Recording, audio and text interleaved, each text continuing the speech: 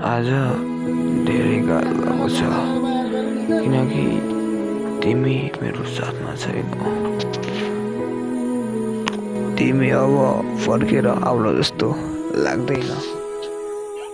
तिमी मबाट धेरै टाढा गयौ, लाग्छ अब कहिले फर्कदैनौ। फेरि पनि मेरो जीवनमा फर्केर आउँदा हुन्थ्यो, तर तिमीले मलाई बिर्सेर छाडेर गयौ। ठिकै छ, तैपनि तिमी खुसी हौ, तिम्रो खुसीमै मेरो खुसी छ। मेरो आयु पनि तिमीमै लागोस्, र तिम्रो माया गर्ने प्यारो साथीमै लागोस्। मलाई त लाग्थ्यो कि तिमी त्यस्तो गर्दैनौ होला, तर मेरो यो मन तोडेर तिमीलाई कति नै खुसी होला र। तर पनि केही छैन, तिम्रो खुसीमै मेरो पनि खुसी छ। मलाई अझै पनि याद छ ती हामीले बिताएका पलहरू। थाहा छैन अब कहिले टुट्छ यो दिल। अब एकचोटि टुटिसकेको यो दिललाई अरू कसैले नटुटोस् भन्ने चाहना छ मेरो। मलाई डर लाग्छ कि मेरो जस्तो गरेर दिल कसैको नटुटोस्, मेरो जस्तो स्वार्थी माया कसैलाई नपरोस्।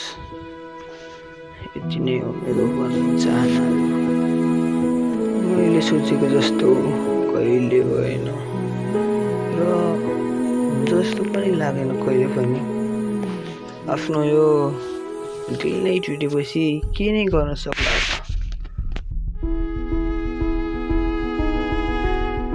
मलाई आफ्नोलाई त यति धेरै घृणा गर्छन् भने अरू त झन् के नै होला र, होइन र? ठिकै छ, तर पनि केही छैन। एकचोटि टुट्यो भन्नेमा सधैँ टुटाउनु पनि हुँदैन। अब झन् बिस्तारै बिस्तारै आफू अघि बढ्दै जानुपर्छ।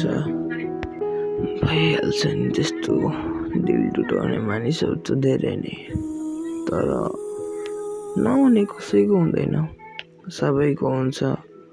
मेरो होला, हजुरहरूको हुन्छ, हामी सबैको हुन्छ, कोही छैन। र दिल टुट्योस् रोस्, त्यसमा बाँच्न जान्नुपर्छ र हाँस्न जान्नुपर्छ। अब म पनि बिस्तारै सिक्नेछु हाँस्न र बाँच्न दुवै। धेरै गाह्रो हुन्छ दिल टुट्दा र आफू नजिकको मान्छेले छोडेर जाँदा रुन मन लाग्दो रहेछ। तर रुँदाखेरि नरो, रुनु हुँदैन भन्ने मान्छे पनि कोही छैन र आउला जस्तो पनि लाग्दैन, कोही छैन।